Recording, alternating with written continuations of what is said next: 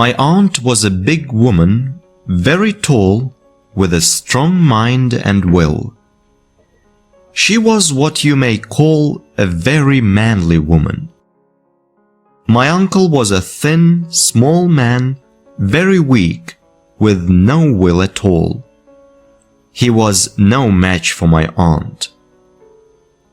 From the day of their marriage, he began to grow smaller and weaker. His wife's powerful mind was too much for him.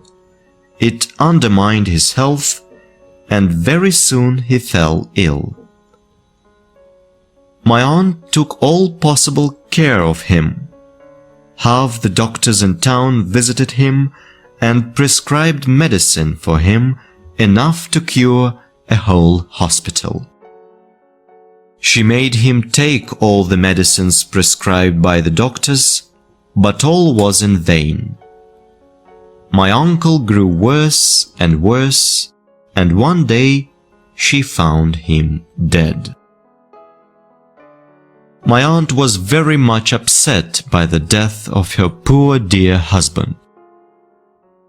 Perhaps now she was sorry that she had made him take so much medicine, and felt perhaps that he was the victim of her kindness.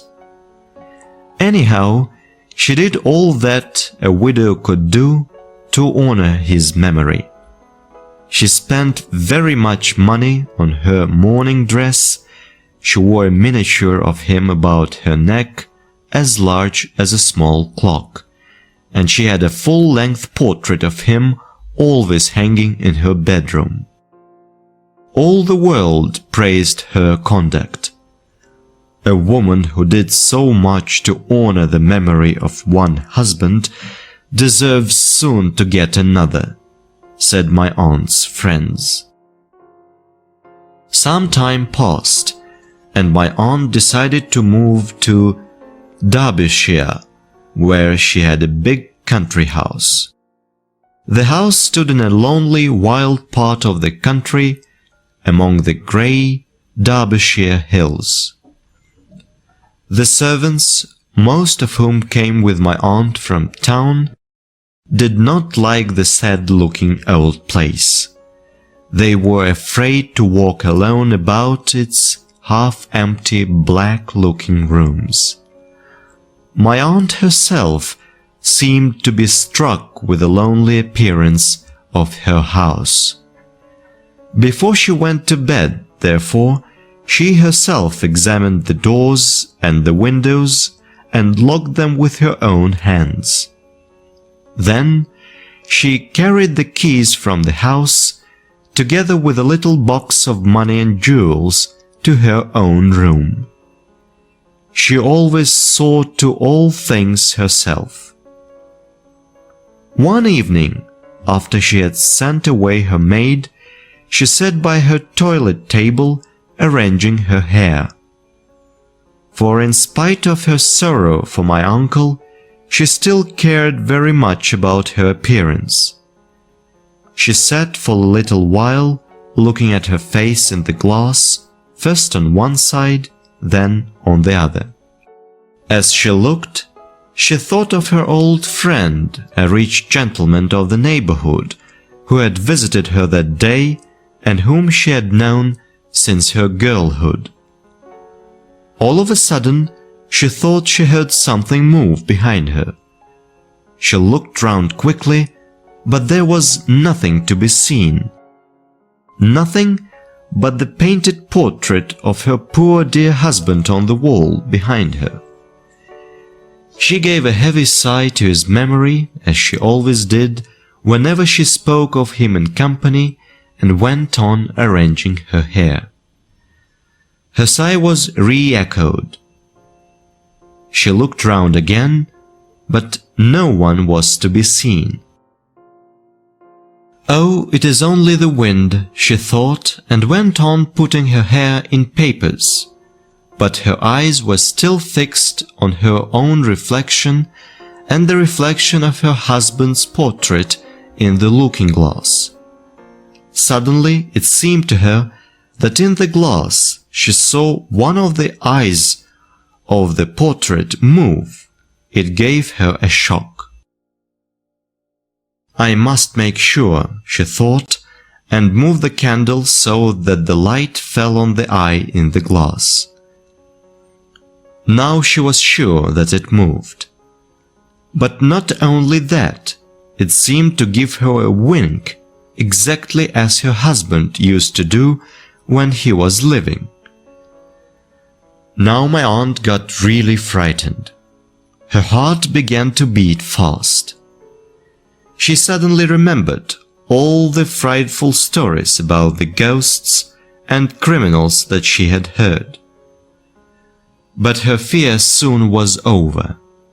Next moment, my aunt, who, as I have said, had a remarkably strong will, became calm.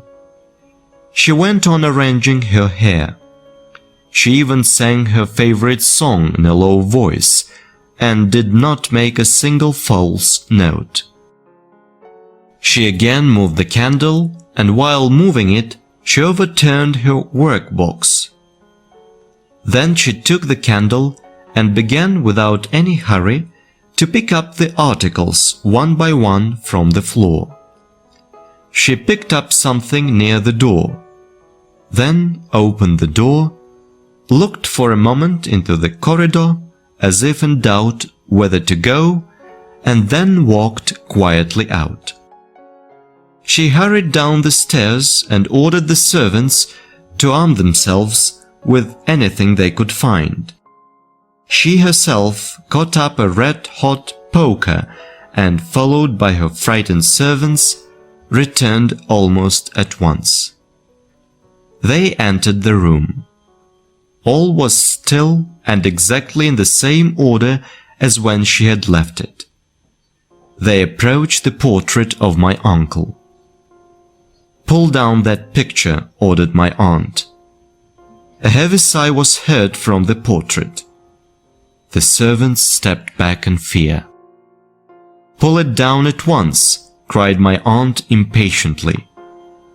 The picture was pulled down, and from a hiding place behind it, they dragged out a big black-bearded fellow with a knife as long as my arm, but trembling with fear from head to foot. He confessed that he had stolen into my aunt's room to get her box of money and jewels when all the house was asleep. He had once been a servant in the house, and before my aunt's arrival had helped to put the house in order. He had noticed the hiding place when the portrait had been put up. In order to see what was going on in the room, he had made a hole in one of the eyes of the portrait. My aunt did not send for the police. She could do very well without them. She liked to take the law into her own hands. She had her own ideas of cleanliness also. She ordered the servants to draw the man through the horse pond in order to wash away his crimes, and then to dry him well with a wooden towel. But though my aunt was a very brave woman, this adventure was too much even for her.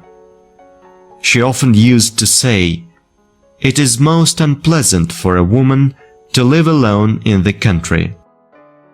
Soon after, she gave her hand to the rich gentleman of the neighborhood. Thank you for watching. Please like, share, subscribe for more videos. Press the bell icon to get notifications.